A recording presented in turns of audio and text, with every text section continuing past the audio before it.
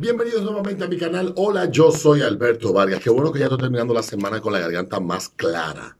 Sí, ya me siento menos ronco. Hoy es viernes y es el último video de esta semana. Mañana es Día de la Independencia de República Dominicana. Si alguien ve este video fuera del país, se cumplen, déjame ver, del 44 a la fecha, son 177 años de la fundación de la República Dominicana. O sea que tenemos casi 200 años de fundado. Es un país que ha mantenido su independencia los últimos 60, bueno, los últimos 56, que fue la última intervención militar que tuvimos en el año 65 por parte de Estados Unidos. Mañana celebramos un año más de la independencia, pero recuerda que la República Dominicana ha sido un país complejo, que luego de la independencia vino una serie de situaciones de inestabilidad en el país y terminamos anexionados a España y bueno, eso anexionado, casi anexionado, whatever. Y después hubo que pelear una segunda independencia, que es la que muchos consideran la verdadera independencia, que fue la Guerra de Restauración, que fue liderada por Gregorio Luperón. Pero esa es otra historia. Hoy no quiero hablar de historia. Quiero hablar de historia, pero quiero hablar de historia reciente, muy reciente. Porque también este fin de semana se cumple un año de que se diera a conocer la detección del primer caso en República Dominicana del virus Made in China. Entonces, este asunto nos ha sumergido, ya estamos a un año de habernos enterado del primer caso y estamos muy cerca del año de habernos nosotros convertido en una especie de cárcel de 11 millones de habitantes. El primer caso fue del italiano de Pasqualini, que duró un montón de tiempo interno en el hospital Ramón de Lara de la Fuerza Aérea, dando positivo. Luego de todo ese tiempo ahí interno, el tipo salió flaquísimo y hubo mucho escarceo de si él era efectivamente el que había sido ingresado. Recuerden que cuando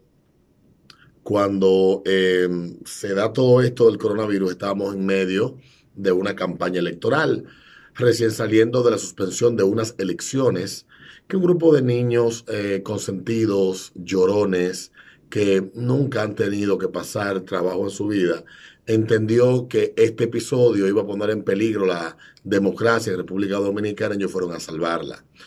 Los medios de comunicación se convirtieron efectivamente en una caja de resonancia de la desconfianza. Se pensaba que el anuncio de este caso era una estrategia del PLD para tratar eh, de meterle miedo a la gente para que en la próxima elección que se había pautado para el 15 de marzo la gente temiera de ir a votar. Eran las elecciones municipales y lo que se pensó y lo que se vendió y lo que muchos comunicadores que hoy están vendiendo miedo,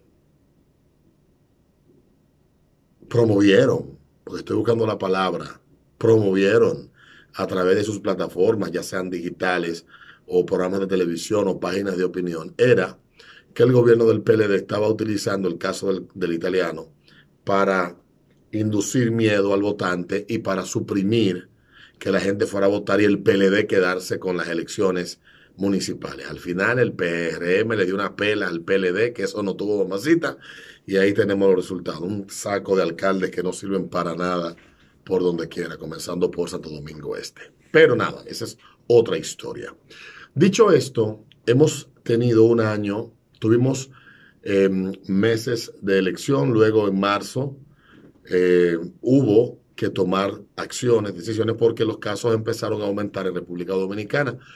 Sucedieron una serie de episodios, pasa lo que sucede siempre en este tipo de situaciones, empieza la circulación comunitaria, empieza la multiplicación o el índice de contagio a aumentar en República Dominicana, que en ese momento estaba creo que en cada enfermo contagiaba a 3 personas, o sea, cada positivo estaba contagiando a 3 personas, más o menos por ahí de que andaba. Ese era el número que se estaba dando en ese entonces. El gobierno comenzó con sus letanías de la rueda de prensa, donde el ministro leía los boletines todos los días y respondía preguntas de los periodistas. Y ahí es donde nosotros hemos, entonces nos hemos quedado detenidos. Luego de un año de que este virus se ha esparcido por el mundo, pareciera que no hemos aprendido nada. Pareciera que nos hemos apegado a lo que no funciona, estas intervenciones no farmacéuticas como la detención de los encierros, la detención del tráfico de las personas, o sea, del movimiento de las personas a horas determinadas. Todo esto hay suficiente evidencias ya, pruebas, eh, estudios, análisis hechos por científicos y matemáticos de que no sirven para nada. Y ha sido la medicina la herramienta de la que los políticos se han valido durante este año para ellos hacerle entender o hacerle creer a la gente que ellos están solucionando el problema. Y el problema de esto ha sido de que los políticos han entendido que ellos, los políticos, pueden resolver el problema. Mezclado con el carácter casi eh, dictatorial que tienen la mayoría de personas que se dedican a la medicina. Y no los culpo porque los médicos lo que buscan es preservar vidas. Pero dentro de esta discusión de enfrentar este problema, ha prevalecido mucho las acciones despóticas, el despotismo, y poco se ha tomado en cuenta la psicología social, la sociología, etcétera, para poder tomar decisiones que no solamente salven vidas y que ayuden a reducir el contagio, sino también que no terminen provocando otros problemas peores como lo que ha generado estas decisiones. República Dominicana va a cumplir un año con una vaina, una mierda que se llama toque de queda. Y el toque de queda funciona solamente en la mente de los incompetentes que insisten en que esto se siga aplicando y en la mente de aquellos que están abrumados por el terror y han entendido que el encierro de noche a cierta hora evita que las personas se contagien, mientras de día tenemos que andar huyendo de un lado para otro para aprovechar el poco tiempo que hay. El toque de queda ha sido el mayor problema que ha tenido que enfrentar Occidente y países como República Dominicana, donde no ha habido, han sido implacables, no solamente desde el punto de la perspectiva de la aplicación de esta mierda, sino también del empoderamiento de una policía que en su historia siempre ha sido autoritaria y abusadora y ha encontrado en esta excusa el camino perfecto para ellos sentirse a sus anchas, atropellando al ciudadano, humillando y los medios de comunicación normalizando algo que debió haber sido una excepción y que debió haberse reflexionado al darse cuenta de que esa mierda no servía para nada, quitar esa vaina y dejar que la sociedad siguiera fluyendo y enfocarnos en otra dirección.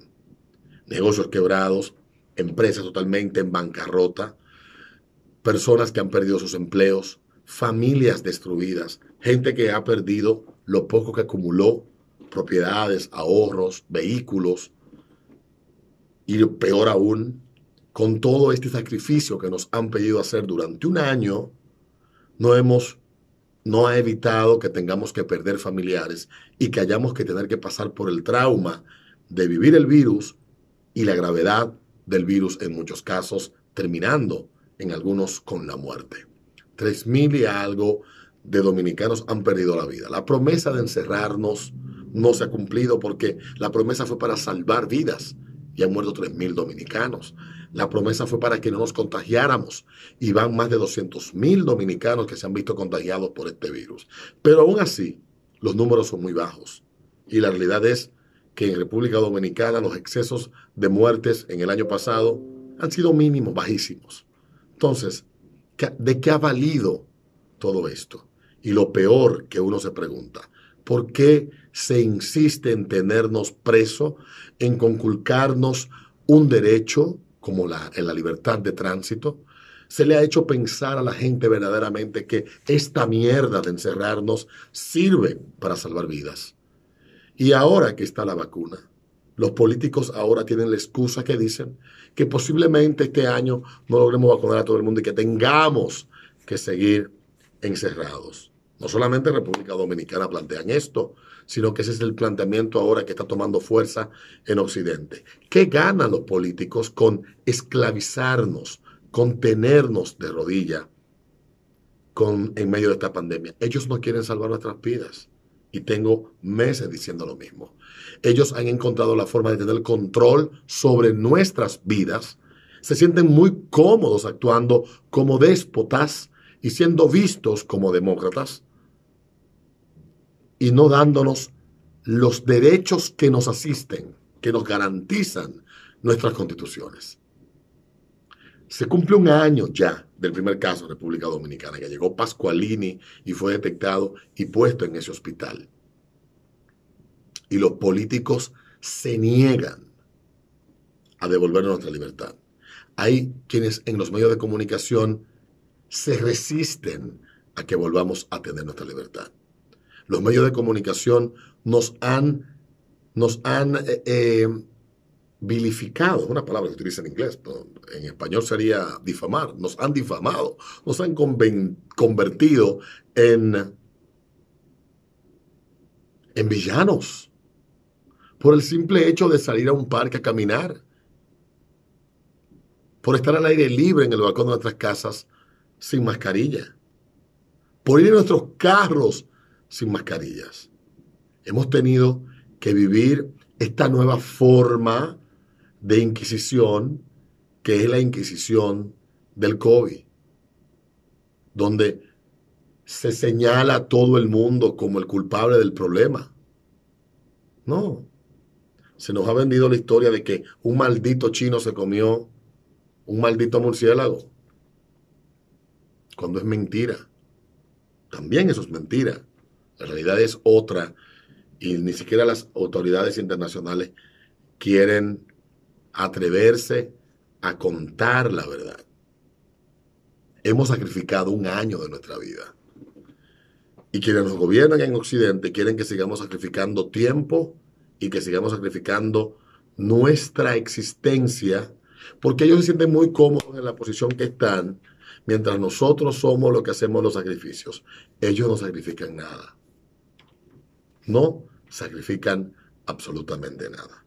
Ayer, para cerrar, quiero dejarle con esta reflexión, porque lo único que hemos vivido nosotros durante estos 365 días ha sido una campaña de pánico que muchos comunicadores de República Dominicana se han encargado de ser los agentes de multiplicación. No han informado, sino que se han encargado de vender miedo. Han deshumanizado al dominicano que trata de salir a trabajar y sobrevivir. Han deshumanizado al dueño del restaurante que trata de que su inversión de toda la vida, sus años de sueños, no se vayan al diablo. Cada vez que sale un pendejo con una cámara a grabar, fulano, son las 7:01, no ha cerrado. Eso solamente lo hace un come mierda, un hijo de su maldita madre, que no sabe lo que es pagar facturas y lo que es tener compromisos y tratar de sobrevivir cuando el gobierno por un lado te estrangula pidiéndote que le pagues impuestos y por el otro ese mismo maldito gobierno te dice que tienes que cerrar tu negocio porque ellos son incapaces de dar respuesta a un problema que definitivamente ningún político ni ningún gobierno puede resolver de la manera que ellos entienden que pueden resolverlo. Y para terminar, porque quiero terminar, porque cada vez que toco este tema me indigno, porque lo que hemos tenido que vivir durante este último año nos ha enseñado muchas cosas buenas de la gente, pero también nos ha permitido darnos cuenta de que el ser humano lo que tiene es una proclividad al autoritarismo, al que lo sometan y que lo humillen y que le tengan una bota puesta en el cuello. El ser humano es incapaz de atreverse a cuestionar, a tener pensamiento crítico y a decir, vamos por el camino correcto, y no admitir, como muchos que en principio entendíamos que las decisiones tomadas eran buenas, a reconocer luego más adelante, esto está mal, esta no es la solución, vamos por el camino equivocado y esto nos terminará jodiendo a todos. Y nos hemos convertido en las pocas voces que hemos denunciado el autoritarismo, el abuso, el latrocinio que han llevado a cabo los políticos con la excusa de que es para salvar nuestras vidas, y esta pandemia ha sido la excusa perfecta. En todos los países donde se extremaron las medidas, hoy la población ha tenido que reconocer que fueron demasiado sumisos y muy poco críticos. Y todavía hoy, a un año, y con suficiente evidencia científica de que nada de lo que hemos tenido que vivir durante los últimos 365 días ha servido para nada, hay gente que todavía cree en esto. Y como dice un escrito que leía yo ayer, en los años 60 se hizo un experimento psicológico llevado a cabo por la KGB muy fascinante. Ellos descubrieron que si tú bombardeabas a los individuos, a los sujetos humanos, con miedo sin parar durante 2 meses o menos, la mayoría de los sujetos estarían completamente con el cerebro lavado y creerían falsos mensajes. Al punto de que no habría cantidad de clara información que le fuera mostrada. De lo contrario, no habría cantidad de información clara, verdadera, que se le mostrara, que pudiera cambiar su mente. Y eso es lo que ha pasado con nosotros durante estos últimos 12 meses.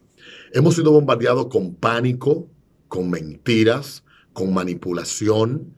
Medios locales nos han llenado las primeras planas de fotografías y la gente se ha llenado de miedo. Y todo con la intención de salvaguardar su integridad.